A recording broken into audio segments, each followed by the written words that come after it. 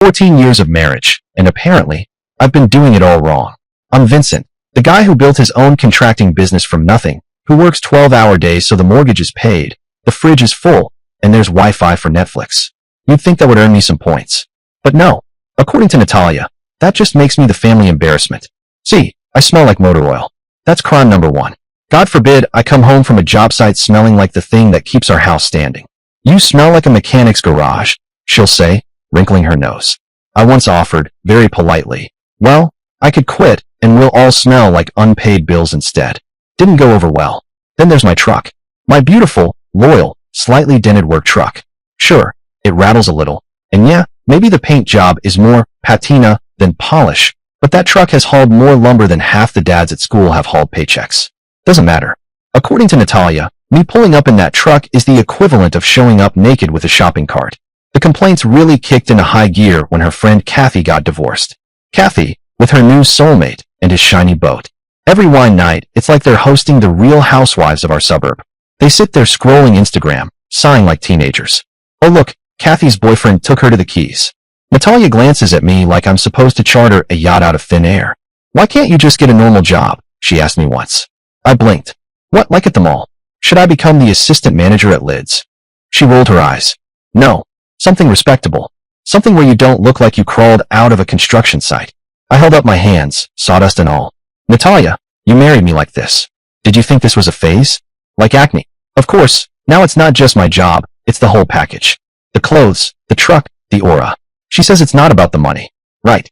We've got savings, good income, the kids aren't starving. But apparently, money doesn't buy happiness, it buys appearances. And I know the signs. 3 years ago, I caught her texting some yoga guy. Oh, it was nothing, she said. Maybe, but it taught me to keep my eyes open. And lately, let's just say the marriage radar is pinging. Since August, her phone has basically become a CIA-level classified device. Always flipped down, always on silent, and suddenly, she has to take calls outside. Who's that? I asked one night. My sister. Marriage problems. I nodded. Funny, your sister must be living in a soap opera the way she calls 5 times a night. She's also developed this new ritual, showering immediately after I walk in the door. I just can't stand the smell of sawdust anymore, she says, like sawdust is toxic waste. Yeah, sorry, I tell her.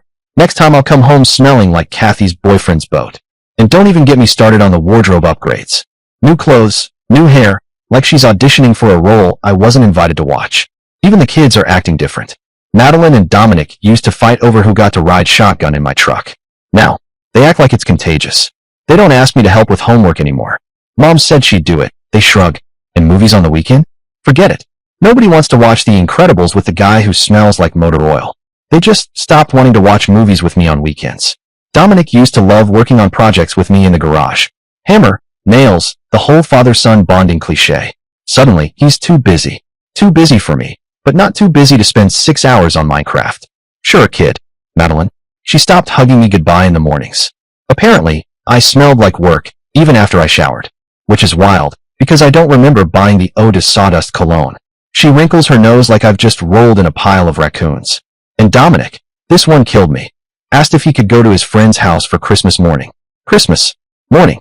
I said, no, buddy, Christmas is a family thing. He gave me this look, like, yeah, I figured you'd say that. Still sucks though? The kind of look people give when they already know the parole board's gonna deny them. Meanwhile, Natalia's phone habits went full-on spy movie. Ding, screen down. Ring, leaves the room. Unknown numbers galore. I started wondering if she was moonlighting as a CIA asset. Every excuse was a new script. She was suddenly working late, more often, but funny thing, when I called her office, she wasn't there. Weird, right? Unless working late is code for auditioning for the role of divorcee with benefits. And then came the kicker. The smoking gun. I'm cleaning out her car, because apparently I'm also the unpaid valet, and I find a business card in the cup holder. Calvin, financial advisor. I hold it up like a piece of evidence on Law and Order. Hey, Natalia, what's this? She barely looks at it. Oh, Kathy recommended him. Investments, you know. Uh-huh. Except she said it in that monotone way people use when they're rehearsing a lie in the mirror.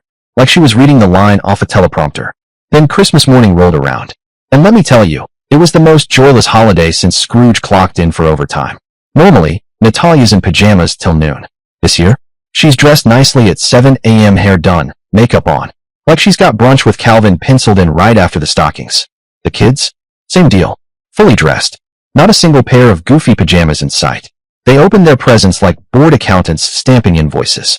No squeals, no laughter, just tearing paper, glancing inside, muttering, thanks, moving on.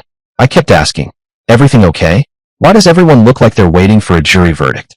Natalia waves me off. They're just excited about the day. Yeah, nothing screams excitement like two kids staring at their new toys as if they're reading the nutritional facts on a cereal box. Finally, Dominic hands me an envelope. This one's for you, Dad. He says it flat, like he's a UPS driver leaving a package he knows is broken. I open it, and inside, a restraining order. Professionally printed, already filed, dated 3 days earlier. Turns out Natalia had been running her own little covert op for months.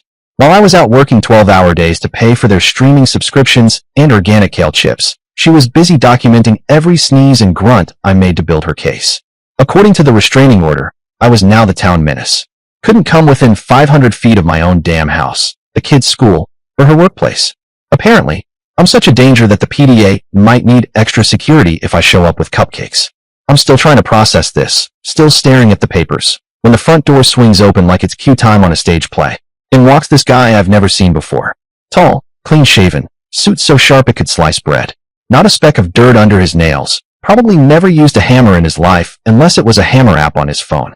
Natalia lights up, jumps off the couch, plants herself right at his side like she's auditioning for The Bachelor, Suburban Edition. Meanwhile, Dominic and Madeline spring up like they've been waiting for Santa Claus. She wraps her arm around this stranger and says, all smiles, kids, you can finally meet your real father figure. Excuse me? Real father figure? I've been paying the bills, fixing the roof, unclogging the drains, and suddenly I'm chopped liver because this Calvin guy has clean cuticles? Then he introduces himself. Yep, Calvin, the financial advisor whose business card I found. He starts talking like this is a press conference. I'm so excited to finally be part of your family now that all the legal stuff is handled. Handled. Right. Translation. Now that I've swept in like a stockbroker Prince Charming and shoved Dad out of the picture. And then the piece de resistance. He whips out a set of car keys like he's unveiling the Ark of the Covenant. Want to see your new ride? He grins. The kids practically knock over the Christmas tree sprinting to the window. Outside, parked in my driveway, is a glossy black luxury SUV. The kind of car that probably has its own Wi-Fi signal and costs more than my entire yearly payroll. Dominic turns back to me, smirking like he's just scored the winning touchdown. Calvin has a boat, Dad. Not some rusty truck that breaks down every month and embarrasses us at school. Ouch. Thanks, son. Merry Christmas to you, too. And then Madeline chimes in, voice sweet as pie, but words sharp enough to gut me. Calvin doesn't smell like motor oil and sawdust all the time. His hands are clean and soft. Clean and soft. Wonderful. Exactly the qualities you look for in someone who's supposed to raise kids. Spa quality hands. And the way they said it? Too smooth, too rehearsed. Like they'd been practicing in front of the mirror with Natalia coaching. Okay, kids. Now remember, when Daddy comes in smelling like work, tell him Calvin smells like lavender and good credit scores. Then Natalia drops the real bomb, straight-faced, like she's just reading a grocery list. We've been planning this transition since August. Calvin's been helping me get everything in order for months. The kids need stability, Vincent. Someone who can provide properly for them. Not someone who comes home dirty every day and drives an embarrassing vehicle that makes them ashamed to be seen with me. Natalia launched into her speech like she was running for office. Calvin understands what a real family needs. He has the resources to give us experiences you never could. Oh, thank you, Madam President, for the campaign platform. Meanwhile, I'm still standing there holding my Christmas present, the restraining order, like the world's worst stocking stuffer. Then Calvin chimes in, smooth as butter. I've already booked tickets to a resort in Florida for next week, he says, like he's announcing free puppies. And at my house, there's a pool, a game room. He pauses dramatically, waiting for the kids to swoon. And swoon they did. Dominic and Madeline stared at him like he was handing out golden tickets to Willy Wonka's chocolate factory. Apparently, normal kids don't have dads who come home with sawdust in their hair. Normal kids, according to Calvin, live in Florida resorts and hang out by the pool while their stepdad checks his stock portfolio. I just stood there, restraining order in hand, while the three of them played out this little soap opera they'd clearly rehearsed in front of the mirror for months. I half expected them to take a bow when it was over. Natalia doubled down, eyes locked on me like she was delivering the big finale. I tried to make our marriage work, Vincent, but I can't pretend anymore that you're enough. The kids deserve better than a father who embarrasses them, who can't provide the lifestyle their friends have. Uh-huh. Calvin's boat is better than Vincent's truck. Got it. Meanwhile, Captain Wallet over here is flipping through his phone, showing off photos like a realtor with no shame. Here's my house. And here's the boat. And this is the car collection. I'll send the kids to private school. We'll travel the world. Money's no object. Sure. Because nothing says family values like flexing your bank account over Christmas breakfast. And Natalia's eating it up, nodding like she's watching a TED Talk on how to trade in your husband for a better model. But here's the thing. Here's what Natalia doesn't know, what none of them know. I've been preparing for something like this for years. Not because I'm paranoid, but because I learned a long time ago, when people show you who they really are, you better believe them and plan accordingly. See, 3 years ago when I caught those text messages, I didn't just pat Natalia on the head and say, "Don't worry, babe, I forgive you." Nope, I knew better. You don't just catch someone texting Mr. Yoga Pants at midnight and chalk it up to a phase. I didn't forgive and forget, I forgave and prepared. So while they were busy in the living room celebrating their shiny new family arrangement, and Calvin was scrolling through photos of his McMansion like he was giving a PowerPoint presentation, I strolled out to my truck. My rusty, embarrassing truck, thank you very much. I popped open the toolbox in the back and pulled out 2 envelopes I'd been keeping for exactly this kind of circus. These weren't some last-minute revenge scribbles written on diner napkins. Nope, these bad boys had been prepped, updated, and polished for 2 years straight, like fine wine with better handwriting. I walked back inside, handed one to Dominic and one to Madeline. The envelopes were thick, substantial, sealed with their names on them in my handwriting. Real weight to them. Open these when you turn 18, I told them. Everything you need to understand about today is in there. Keep them safe. Don't lose them. This is important. When the time comes, there's an attorney's name inside. You call him, and he'll give you the information directly. Did they care? Of course not. They barely glanced at me. Calvin was in the corner, dangling jet skis and Florida vacations in front of them like some Wall Street Santa Claus. Natalia, though, her eyes locked on those envelopes like they were ticking bombs. "What's in those, Vincent?" she snapped. I smiled. "Oh, you'll find out eventually." Enter Calvin, puffing his chest out like he's auditioning for Stepdad of the Year. "You need to respect the boundaries we've established here, Vincent. Stop trying to manipulate the situation." I let him talk. I let him believe he'd scored some big moral victory. It was adorable, really. Like watching a chihuahua bark at a bulldozer. That was 6 days ago. And now? My phone hasn't stopped ringing since yesterday morning. Natalia's lawyer even called me first thing today. The conversation didn't exactly go how she thought it would. Somewhere in the middle of it, she called me a monster, then hung up. She wouldn't explain what that meant.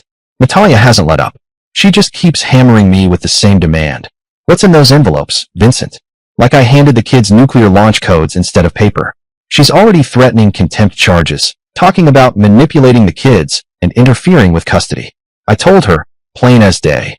The envelopes contain information the kids have a right to know when they're old enough to understand it. That didn't calm her down. Nope, she went frantic. "Are you planning to contest the restraining order? Are you going to fight for custody?" I said nope, just like that. One syllable. She looked like I'd slapped her with a 2x4. Confused doesn't even cover it. She just kept circling, demanding to know my angle, what I was planning, what my endgame was. As if I'm some Bond villain plotting world domination from my rusty truck. But here's the kicker, the really interesting calls. They started coming from Calvin. Mr. Perfect Calvin. Mr. I have a boat and a black SUV. The guy who strutted into my living room like a savior on Christmas morning. Turns out he's not sleeping quite as soundly as he looks in his pressed shirts. Yesterday afternoon, he calls me. "Vincent," he says, all formal. "I'd like to meet and discuss the situation like mature adults." I nearly choked on my coffee. Mature adults? This from the guy who just finished buying himself a ready-made family like it was a Costco bundle pack? He keeps going, though. "I want to make sure there are no hard feelings, and that we can coexist peacefully for the kids' sake." I told him, "Don't worry, Calvin. I have no intention of interfering with your new family arrangement." For a second, I could hear the relief in his voice, like he'd just unclenched for the first time in a week. But then, wouldn't you know it, he starts pressing about the envelopes. "What kind of father," he asks, "gives his children sealed letters and tells them to wait years to open them? That's manipulative. It's unfair to put that kind of burden on kids." Oh, the irony. Coming from the guy dangling jet skis in front of them like candy. But the conversation got really interesting when he started asking questions that didn't sound so noble. Specific questions. About my business. About my finances. About what Natalia might have told him. He seemed particularly concerned about whether I had any legal recourse, or if there were aspects of the situation he didn't know about. For someone who was supposed to be celebrating his big victory, Calvin sounded awfully worried about something. Calvin called again yesterday, third time this week. This time he had that insistent, "We really need to talk" tone, like he was about to break up with me after a long, confusing summer romance. He kept repeating that we needed to clear the air, which, coming from him, translated to, "I want to squeeze you for information," while pretending to be a nice guy. I finally agreed to meet him at some coffee shop downtown. Honestly, the relief in his voice was almost touching. The poor guy really thought he was going to charm me. Like I was a receptionist he could schmooze into bumping him up the meeting list. He shows up, of course, in an expensive suit. The kind of suit that screams, "I want everyone to know I make more than you, but also that I still buy cologne by the bucket." He walks in like he owns the place, sits down, and immediately starts playing reasonable adult. "Vincent," he says, voice dipped in artificial calm. "I just want what's best for everyone here. I care about Dominic and Madeline deeply. I never wanted to come between them and their father. I'm really hoping we can find a way to co-parent peacefully." He says this while ordering a caramel mocha triple foam giraffe milk latte, or whatever the hell it was, something that costs more than my entire lunch budget. Every few minutes, he kept glancing at that overpriced watch of his, like I was keeping him from a meeting with the United Nations. Then he finally gets to the point. "What was in those envelopes, Vincent?" he asked, leaning forward like he was about to catch me in some grand confession. "Why do you think it's appropriate to put that kind of pressure on children? Natalia is worried you're trying to turn them against their new family arrangement. Frankly, sealed letters? That's emotional manipulation." I sipped my coffee. You know, a normal human coffee that costs $2 and comes in a chipped mug, and gave him my best "Are you done yet?" look. "The envelopes," I said slowly, "contain some information that the kids have a right to know. Information they're old enough to understand when they turn 18. That's it." He blinked, confused, like I'd just spoken ancient Greek. "But what kind of information?" he pressed, his voice rising just enough to show he was rattled. "What could possibly be so important that you'd keep it secret for years?" That's when I decided to throw him a bone. Just a small one. I leaned back, folded my arms, and said, "Calvin, I've been documenting Natalia's behavior for the past 3 years. Not because I'm controlling, not because I'm paranoid, but because," I smiled, real slow, "because I learned to pay attention when someone shows you who they really are." The second I said the word documentation, Calvin's whole posture snapped like I'd just slapped him with a subpoena. Suddenly, Mr. Cool and Collected was leaning forward, voice all tight, asking, "What exactly have you been documenting, Vincent? Do you have, like, photos? Recordings? Evidence?" I leaned back in my chair, sipping my coffee like I was on vacation. "Oh, just the usual," I said. "When a guy starts plotting to destroy your family, you tend to notice the details. You know, phone habits changing, surprise wardrobe upgrades, mysterious business cards from financial advisors tucked into car doors. That sort of thing." He tried to chuckle, but it came out like a car that wouldn't start. Then he pivoted. "Sounds more like you've been spying on your own wife. Maybe Natalia had good reasons for wanting out if you're that suspicious and controlling. Healthy relationships are built on trust, Vincent, not surveillance." "Oh, thank you, Dr. Phil," I shot back. And here I thought relationships were built on not sneaking around with your buddy's wife. Appreciate the TED Talk, though. That's when I asked him straight. "So, how long have you been helping Natalia plan this whole thing?" The look on his face? Priceless. Like I just asked him to recite the quadratic formula naked in Times Square. He started stuttering. "We only recently got serious. Things developed naturally over time. I never encouraged her to, leave you." "Right," I said. "Naturally. Like mold." Then I pulled out my phone and flipped to a picture from September. Calvin and Natalia, cozy little lunch downtown, looking like they were auditioning for a rom-com called Backstabbing 101. I slid the phone across the table like a poker chip. "Funny," I said. "I've got dozens more just like this. Different dates, different places. All time-stamped. All saved." His face went full ghost white, like he'd just realized Casper had better odds of surviving this than he did. "Why were you following us? Are you planning to use these in some kind of legal action?" he asked, voice squeaky now. "Following you?" I laughed. "No, pal. I was just paying attention to my wife's schedule when she claimed to be working late or meeting with girlfriends." The conversation got really interesting when Calvin finally dropped his fake, concerned stepdad routine and started nosing around about my business. "Do you, have any kind of financial leverage? Legal connections?" he asked, leaning forward like he was auditioning for the role of sweaty nervous guy number 3 in a courtroom drama. I let him stew, took a sip of water, tapped my fingers on the table like I was calculating compound interest on his anxiety. Finally, I said, "Relax, Calvin. Everything I've collected was perfectly legal. Photos in public places, keeping track of my own wife's activities, documenting inconsistencies in her stories. None of that is stalking. It's called being observant. You should try it sometime. Might help you notice the giant hole you just dug for yourself. That's when I brought up the golden ticket. So tell me, how long have you been giving Natalia financial advice? You know, the little investment stories she fed me about your business card. You could practically hear his internal Windows XP shutdown noise. His face went pale. I've never done anything inappropriate with Natalia's finances, he stammered. Any advice I gave was completely professional. I'm a licensed financial advisor. I raised an eyebrow. Sure you are. Problem is, Calvin, Natalia doesn't actually have any significant assets to invest. She works part-time at a doctor's office. Nice job, steady pay, but it's not exactly hedge fund territory. The only substantial money around here comes from my business. Which, call me crazy, you shouldn't have been sticking your licensed little fingers into. He realized his mistake immediately. It was like watching someone step on a rake and then politely insist they meant to smack themselves in the face. It was just general advice, he backtracked. Financial planning for the future. Nothing specific to, marital assets. I grinned. Oh, that's adorable. You just confirmed you've been helping her plan a financial strategy for months before she filed anything. Thanks for putting that on the record. Calvin's eyes darted around like he was looking for the eject button on life. Then, in his best attempt at damage control, he leaned back and said, Look, I just hope we can keep things civil. For the kids' sake. Whatever issues Natalia and you have, they shouldn't affect Dominic and Madeline's happiness. And there it was, the big, noble speech. Always funnier when it's coming from the guy caught red-handed. Calvin sat across from me earlier, looking like he'd just stepped out of a Home Depot training video on how to handle difficult customers. He reminded me, very matter of fact, that the restraining order was still in effect and that I needed to respect the boundaries. I gave him my best sure buddy smile. Don't worry, Calvin. I have no intention of violating your precious piece of paper. But I also have no intention of pretending this whole circus act is legitimate. The kids are going to figure it out eventually. 6 months, 6 years, it doesn't matter.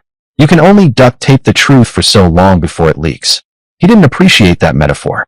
His face twitched like I just told him his golf handicap was fake. He left soon after, probably to go polish his image of being the responsible provider. Not 10 minutes later, my phone rang. Natalia. Of course. You met with Calvin? She hissed. No hello. No how are you? Just straight to the jugular. Well, hello to you too, bitch. I'm doing fine. Thanks for asking. Don't play games, Vincent. You showed him photos. You made accusations about our relationship timeline. You're trying to sabotage what we're building, and it's not fair to drag him into our marital problems. I laughed. Marital problems? That's what we're calling it. Because last I checked, having a side relationship with Mr. White Picket Fence while we were still married wasn't exactly a team-building exercise. She shot back. What else do you have? What other information have you been collecting? Are you planning to cause problems for us legally? Oh, Natalia, I said, with my best game show host voice. Behind door number 1, you'll find a stack of receipts. Behind door number 2, a timeline that would make CSI proud. And door number 3, my personal favorite, a growing list of people who think you and Calvin deserve each other. Stop it, she snapped. Everything I did was justified. I had every right to find happiness with someone who could provide properly for me and the kids. I couldn't help myself. Provide? Oh, you mean money. Because I always thought happiness came with things like love, loyalty, and, not sneaking around. But apparently, the secret ingredient was Calvin's wallet. That one got her going. Natalia's voice rose a notch. When exactly did you decide I wasn't enough for you, huh? Was it back in August when the planning started? Or earlier, when you started comparing me to Kathy's new boyfriend? I blinked. Wait, you're mad that I noticed you comparing me to other men? Excuse me for not clapping while you rehearsed your exit strategy. She fired back, defensive as hell. I tried to make our marriage work for years, Vincent. But I couldn't keep living with someone who embarrassed me. Do you know what it's like to have to explain to other parents why your husband drives a beat-up truck and shows up to school events covered in sawdust? I said, I thought it was called working for a living. Silly me. The kids deserve better than a father who looks like a laborer, who can't take them nice places or buy them what their friends have, she went on, her voice dripping with self-righteousness. Oh yes, I replied, because nothing screams good parenting like teaching kids to measure their self-worth in brand-name sneakers and Instagram vacations.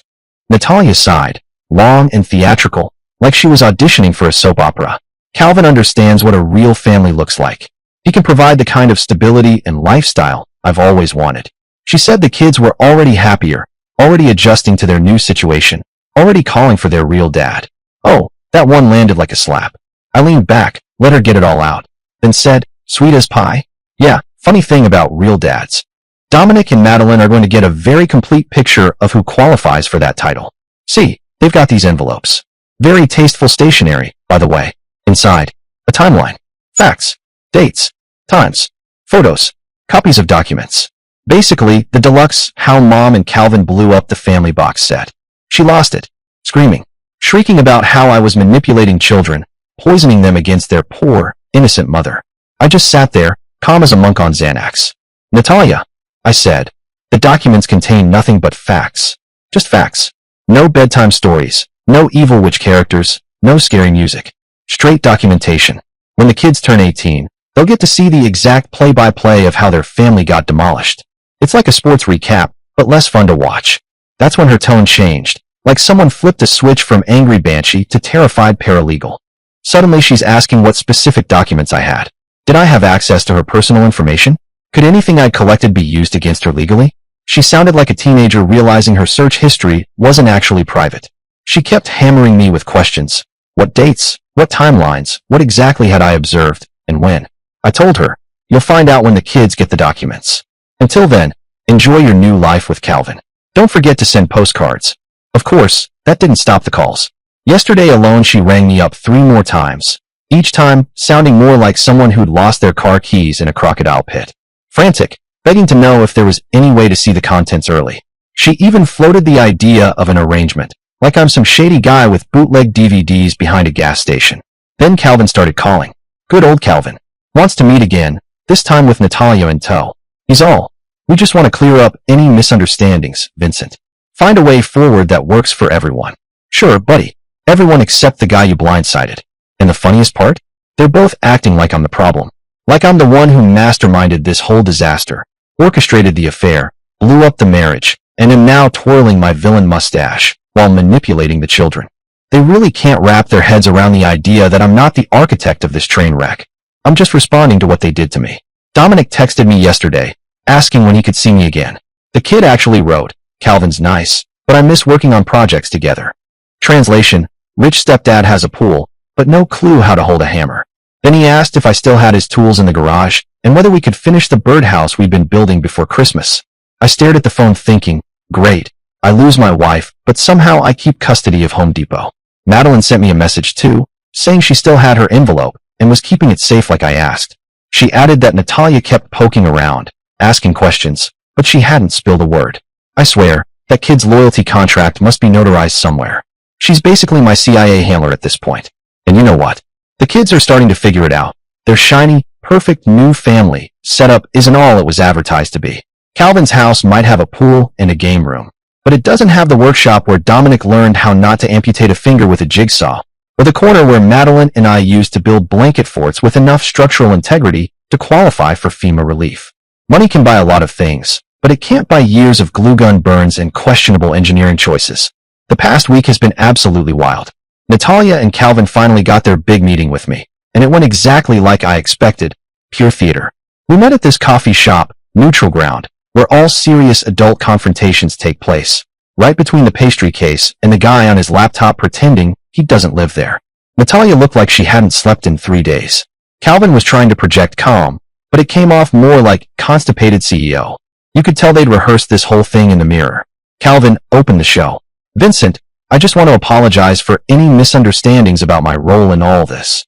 I raised an eyebrow. Oh, you mean the role where you auditioned for Dad of the Year in someone else's script? He smiled like a hostage. I never meant to interfere with your relationship with the kids. I was just trying to support Natalia through a difficult transition. Right on cue, Natalia jumped in, clearly following their pre-planned script. We've tried to handle everything as respectfully as possible. The restraining order was just meant to create healthy boundaries during the divorce process. I let them yap at each other for about 10 minutes, sipping my coffee like it was the best matinee show in town, before I finally cut in. So, I said, leaning back in my chair, why don't you tell me why we're really here? Because I don't think it's just for the pleasure of my company. Natalia pounced first. Classic. We want to know what is in those envelopes. Vincent, why are you keeping secrets from the children? Dominic and Madeline have been asking me questions I can't answer. It isn't fair to them. I blinked slowly at her. Right? Because if there's one person on this planet who embodies fairness, it's you. Before she could snap back, Calvin tried to smooth things over, Mr. Diplomacy in his press shirt. Look, Vincent, I understand you're angry. Divorce is always difficult. But continuing to create mystery and tension isn't helping anyone. I'd be willing to pay for family counseling, for all of us. I know excellent therapists who specialize in blended family situations. I set my cup down carefully, mostly so I wouldn't throw it at his head. Family counseling? With you there, huh? That's ridiculous. Then I decided, why not? Give them a little preview of the horror show they'd signed up for. Natalia, I said, smiling sweetly. I know about the apartment. The look on her face was chef's kiss. She froze mid-breath, eyes wide, and then stutter city. What apartment? I don't know what you're talking about. Uh-huh. Sure, I said. The mysterious doctor's office with a couch, a flat screen, and your boyfriend waiting inside with a bottle of Merlot. Very clinical. Calvin's face drained faster than a toilet after a bad burrito. He held up his hands like a preacher caught with a mistress. Vincent, it's not what you think. Natalia needed a safe space. A place to think about her future. I helped her rent somewhere she could have some privacy during a difficult time. Natalia was shaking her head so hard I thought it might unscrew itself. Stop talking, Calvin. Just stop. You're making it worse.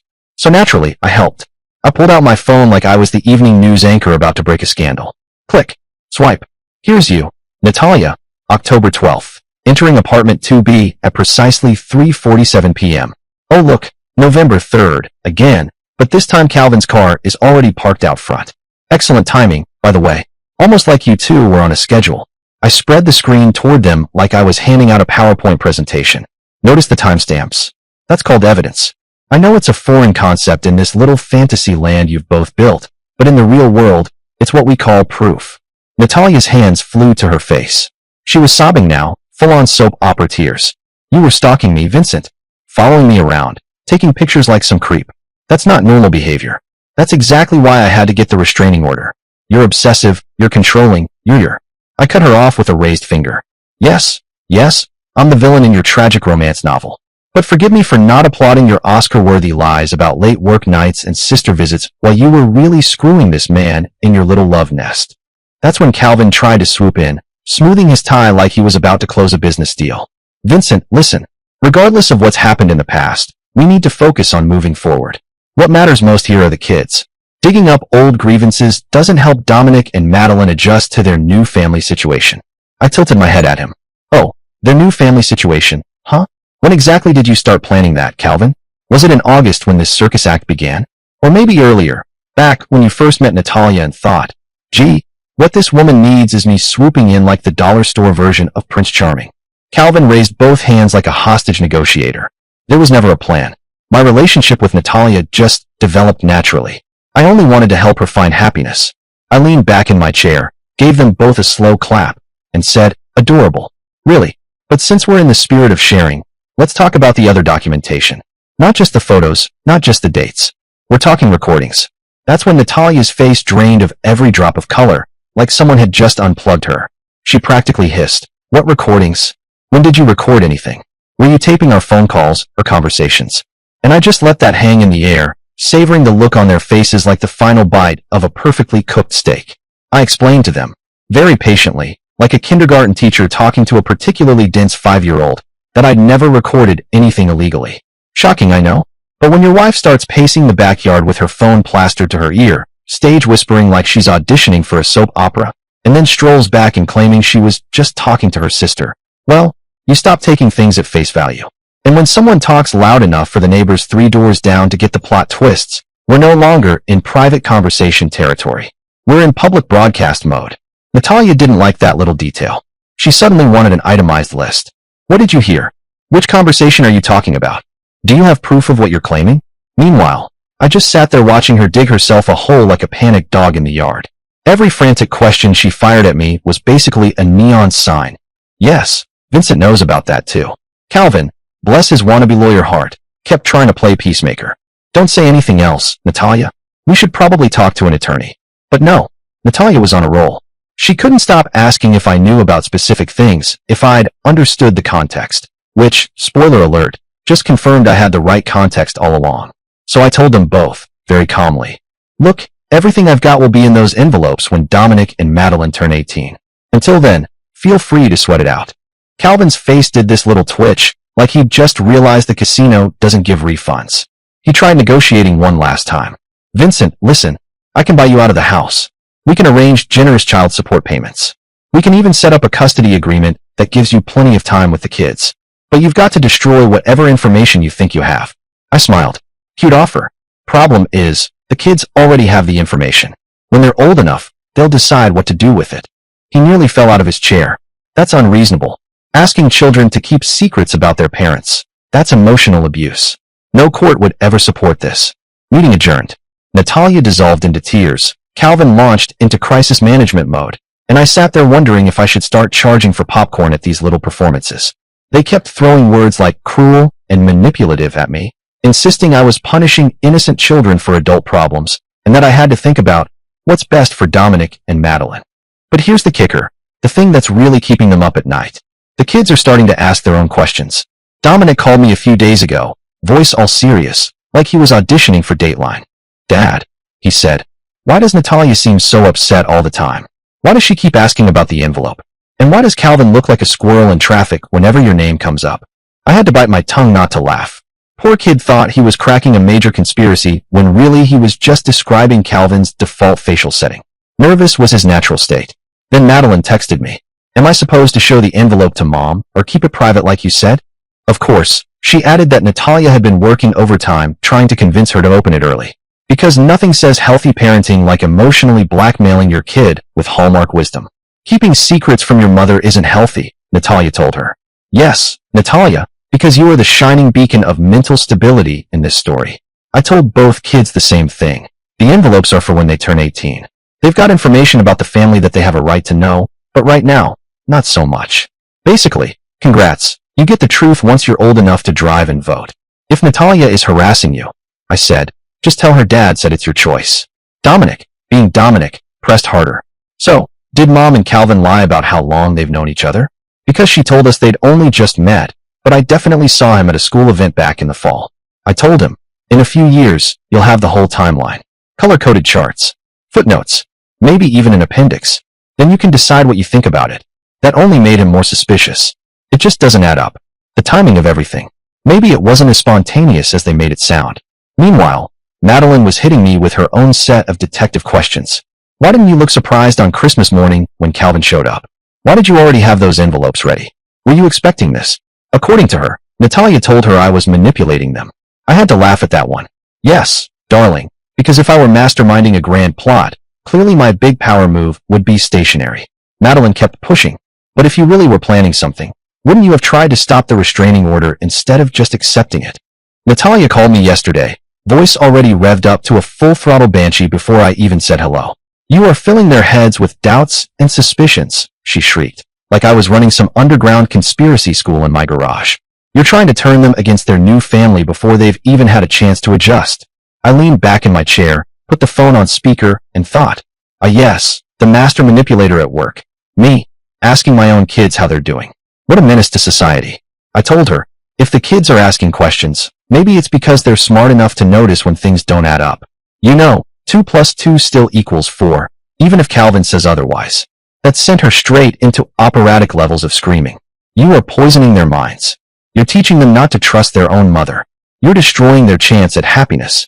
Oh yes, I muttered, mostly to myself, because nothing screams happiness like screaming at me over speakerphone. Then Calvin grabbed the phone like he was stepping onto the UN floor. His voice came in calm, smooth, syrupy.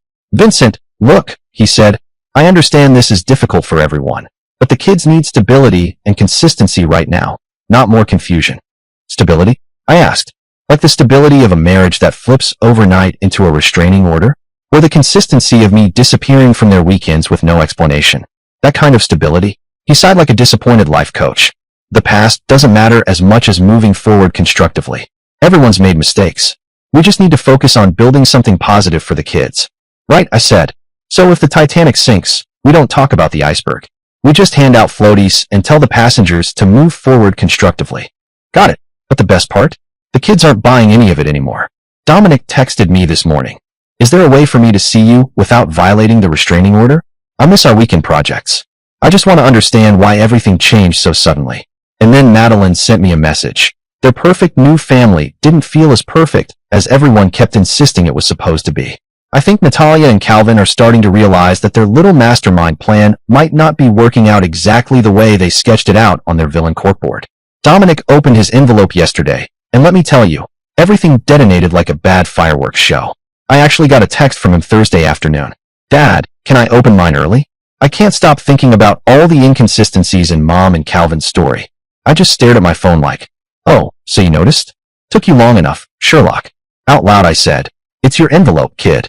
Rip it open whenever you're ready. Just don't say I didn't warn you. 20 minutes later, my phone rang. It was Dominic. Crying. Not just teary-eyed. I'm talking full ugly sobs, like he'd just found out Santa was a corporate invention and his mom was on payroll. Dad, it's true. It's all true. And then, click, the fury switched on. My son went from Bambi to Bruce Banner in about 3 seconds. He'd read everything. And man, did I load that envelope like a Costco cart. Here's what was actually inside. A full timeline of Natalia and Calvin's romance, starting from July. Not August, like their official fairy tale claims. Nope, July. And I had the receipts. Photos of them cozy at restaurants, smiling outside an apartment complex, and my personal favorite, Calvin at Dominic's baseball game in September, sitting in the stands pretending to be just another dad. I mean, really? Who volunteers to sit through Little League unless they've got an ulterior motive? But the photos were just the appetizer. The main course? Printed screenshots of text messages. See, Natalia once left her phone unlocked, and I suddenly became Mission Impossible with a camera roll. Those messages? Gold. Stuff like, Natalia, we need to start getting the kids comfortable with Calvin. Calvin, yeah, just make Vincent look like a loser, and it'll be easy. Oh, thanks, Calvin. Nothing like parenting advice from the guy who thinks cargo shorts are a personality. There were gems where she whined about having to pretend to love me until the legal paperwork was squared away. Romantic, right? Or Calvin cracking jokes about my truck and how I looked like the kind of man who embarrassed successful people. I actually laughed reading that one, because buddy, if you're going to insult me, at least get creative. And then there were the tactical plans. Messages where Natalia literally mapped out what the kids should say on Christmas morning. Yes, apparently Christmas wasn't about Jesus or Santa anymore. It was about stage directions. Dominic read messages where his mom talked about coaching him and Madeline to reject me. Real heartwarming stuff. She even drafted a list of which insecurities of mine to poke like it was a BuzzFeed quiz. How to break Vincent in 10 easy steps. And Calvin? Oh, he chimed in with specific phrases for the kids to use. Like a playwright auditioning for Broadway. Natalia even practiced the exact words that would make me feel like a failure. Bravo. Standing ovation. And if that wasn't enough, I also dropped in some paperwork. Because who doesn't love a little documentary evidence? Copies of documents showing Natalia had been planning a restraining order since October. Yep, working with Calvin to create situations that could be twisted into evidence. Drafts of the restraining order application, plural, mind you, like Natalia and Calvin were screenwriters polishing dialogue. And Calvin, bless his little real estate broker handwriting, had even scribbled notes about which incidents to highlight. Oh sure, Calvin, don't forget to bold the part where Vincent raised his voice after finding out his wife was cheating. Real Oscar-worthy stuff. But the kicker? The texts. Not just, let's get through this texts. Oh no. Full-blown project management discussions on how my access to my own kids would be reduced in carefully measured doses until, surprise, Dad's gone. Like they were weaning me off the family like I was a nicotine patch. So Dominic calls Natalia. And when I say calls, I mean full teenage prosecutor mode. Mom, he says, what's this about you and Calvin planning to cut Dad out completely once the divorce is finalized? Natalia, naturally, defaults to her favorite setting, spin doctor. Sweetheart, it's complicated. I was just trying to protect you and Madeline from a difficult situation. Protect them. Sure. Nothing screams protection like strategizing a slow-motion parental erasure. Dominic doesn't buy it for a second. Kid's sharper than half the lawyers I've ever met. Did you ever even love Dad? Or was the whole marriage just fake? And that, ladies and gentlemen, is when Natalia brings out the Waterworks package. Full sobbing, people change, monologue, like she's auditioning for a soap opera. She tries the whole I grew out of love gradually routine. Dominic just keeps pressing. Why did you lie about when you met Calvin? Why did you tell me to say those awful things to Dad on Christmas morning? Why did you plan to take us away from him completely? At which point Natalia snaps into defensive mom voice. Dominic, you're too young to understand adult relationships. And my son, my legend, snaps right back. No, I understand perfectly. You betrayed our family for money and status. You manipulated your own kids into hurting our dad.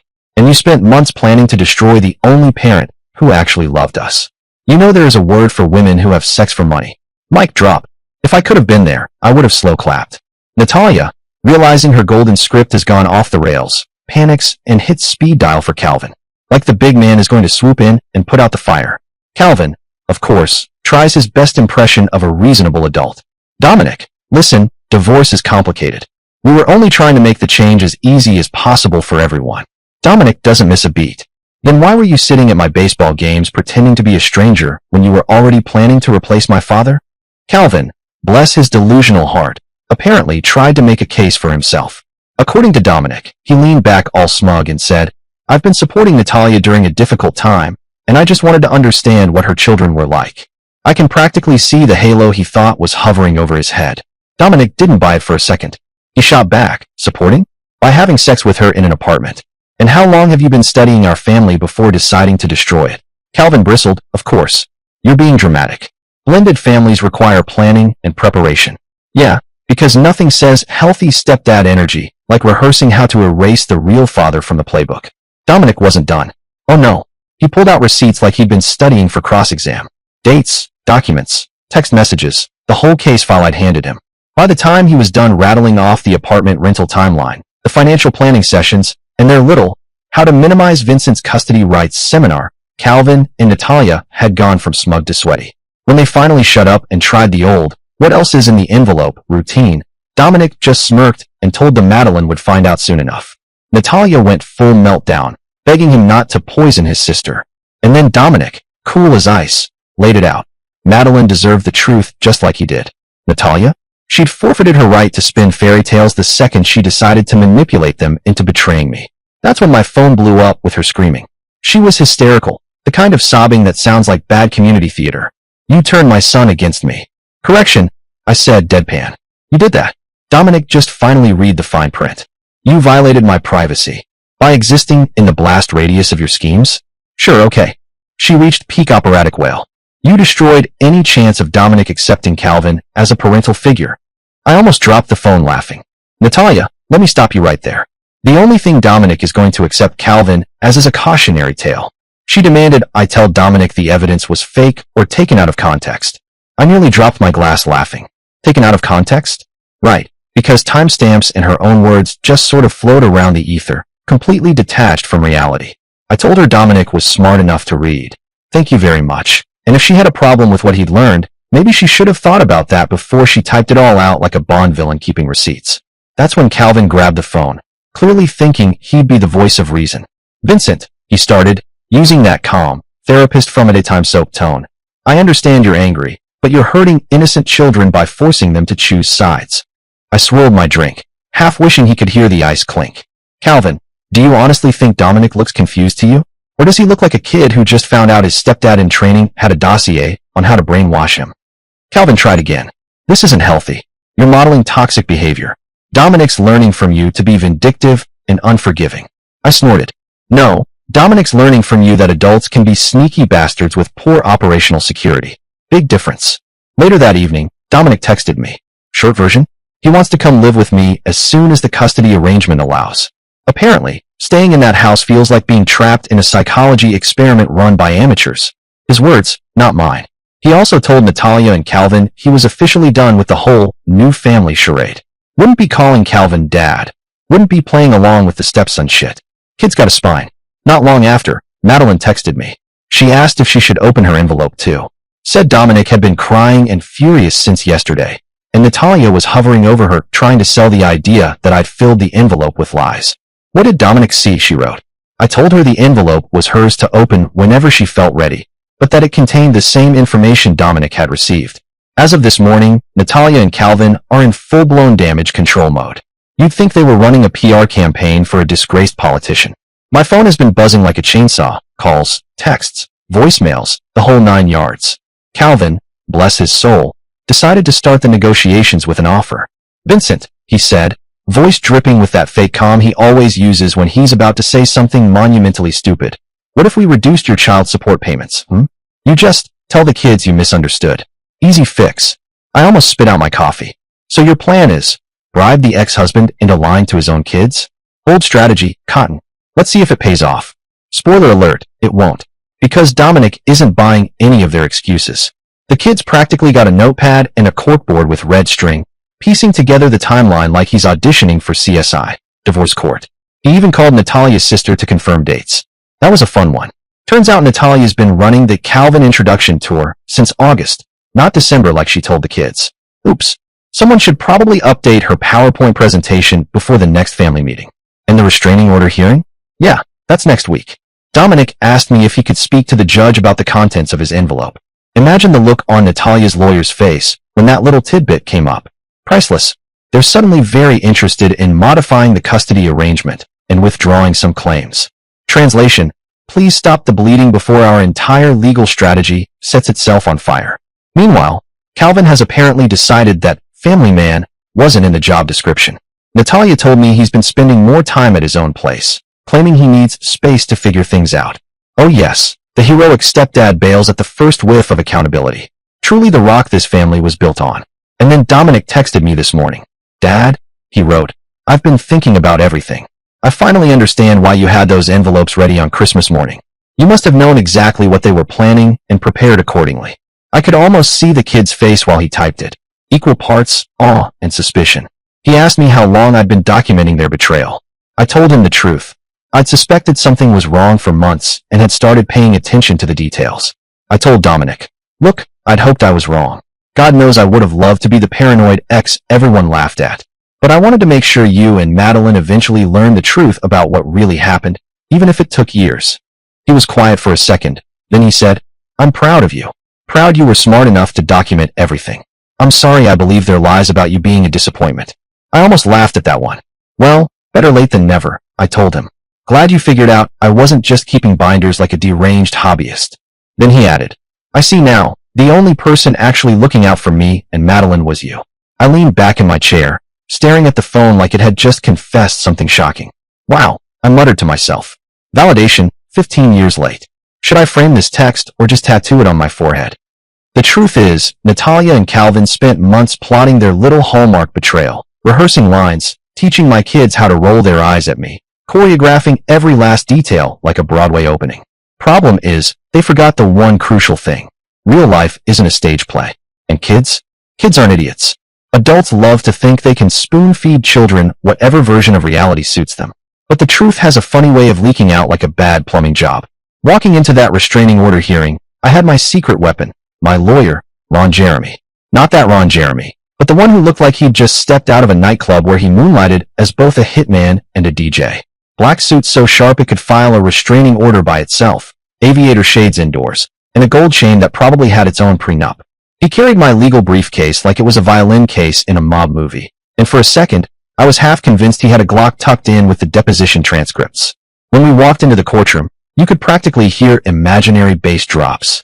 Ron didn't walk, he glided, like a man who'd just spun 3 hours of deep house at Ibiza, and then stopped. By family court for dessert. The clerk whispered, is he a DJ? And Ron didn't even flinch. He just slid a legal pad across the table like it was a contract with the devil. And let me tell you, this guy was a divorce god. He didn't just know the law, he baptized the room in it. While Natalia and Calvin squirmed, Ron leaned back, laced his fingers together like a Bond villain, and whispered to me, relax. By the time I'm done, they'll be filing restraining orders against themselves. I believed him. Hell, the judge probably believed him too. We sat down, me looking like the accused boogeyman of the decade, and Natalia already had her tragic victim of my dangerous ex face on. Calvin was next to her, looking like a man who'd accidentally worn 2 left shoes, and was praying no one noticed. Then Dominic stood up. My son, my actual son, who finally saw the light. He looked the judge square in the eye and said, my father has never been a threat to us. It was our mother and her friend Calvin who lied to us. They tried to break our family. I wanted to jump up and shout, you hear that, Your Honor? Even my kids think these two are full of crap.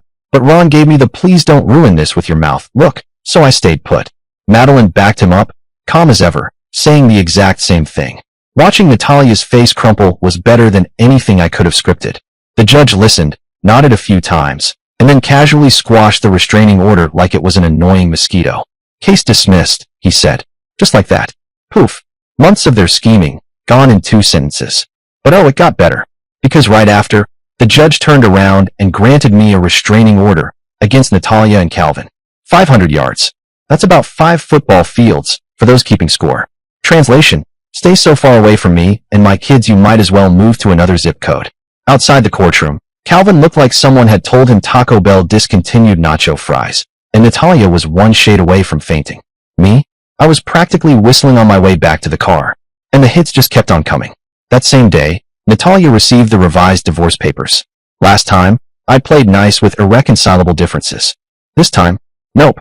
I upgraded to adultery, complete with the evidence package neatly attached, courtesy of Ron Jeremy's legal printer from hell.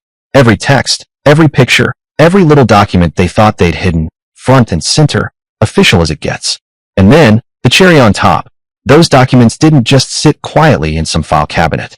Oh no, copies were soon in the hands of every single family member and friend. 5 days later, I made my move. Calvin thought he was untouchable, walking around like Natalia's lapdog, sipping whiskey outside that bar like the city belonged to him. He never saw it coming. None of them ever do. 5 of us closed in, shadows slipping from alleys, fists and boots falling like rain.